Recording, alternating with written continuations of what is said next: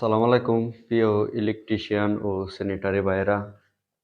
এখন আমি বর্তমানে আছি মালয়েশিয়ার ইপো শহরে। তো ইপো শহরে যারা ইলেকট্রিক স্যানিটারি কাজ করেন তারা অবশ্যই কমেন্টে সাড়া দিয়ে যাবেন। তো এটা হচ্ছে যে পুরাতন একটা বিল্ডিং।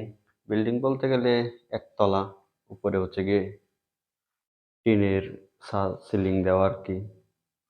তো যারা মালয়েশিয়া এসব শহরে থাকেন তারা অবশ্যই বুঝতে পারছেন যে কিরকম হবে বিল্ডিং গুলি। তো এখানে আগে হচ্ছে গিয়ে পুরাতন সিস্টেমে বাথরুম এবং ইলেকট্রিক কাজ করা হয়েছিল। এই যে যেমন ইলেকট্রিক কাজ হচ্ছে যে চ্যানেল, তারপর হচ্ছে কন্ডুইট পাইপ দিয়ে ওয়ারিং করা হয়েছে।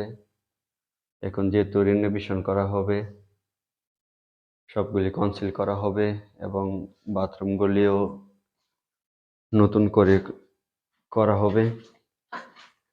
তো এই যে দাগটা মনে হয় ভালোভাবে দেখা যাচ্ছে না, এরপরও আমি আঙ্গুল দিয়ে দেখে দিচ্ছি। এখান থেকে ওই ওয়াল পর্যন্ত হচ্ছে যে 1 মিটার, আর 1 মিটারের মাঝখানে হবে যে এটা হচ্ছে গিয়ে শাওয়ারের পাইপ হবে, এটা গরম পানির পাইপ, এটা ঠান্ডা পানির পাইপ।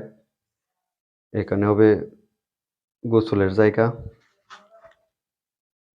আর এখানে হবে হাইকমোড। আর এখানে হচ্ছে যে দাগটা দেওয়া আছে, নিচ থেকে নিয়ে 1 মিটার উচ্চতা হচ্ছে গিয়ে একটা গাঁথনি হবে। আর এটার এই পাশে হচ্ছে গিয়ে কমোড হবে, আর এই কর্নার মধ্যে গিয়ে হচ্ছে একটা বেসিন হবে। তো এই বিল্ডিং এর মধ্যে টোটালে 6টা বাথরুম আছে। তো আপনাদেরকে একটা বাথরুমের যে টুকটাক কাজ আছে সেটা আপনাদেরকে দেখালাম। আর অবশ্যই ওয়্যারিং করার পরে আপনাদেরকে বাদ বাকি কাজ দেখানোর চেষ্টা করব। আর এটা হচ্ছে গিয়ে চুনা বোর্ডের সিলিং, সিলিং এর উপর দিক দিয়ে পাইপ যাবে, যেখানে ট্যাঙ্কি আছে সেখানে। এটা হচ্ছে গিয়ে গরম পানি, আর এটা হবে ঠান্ডা পানি।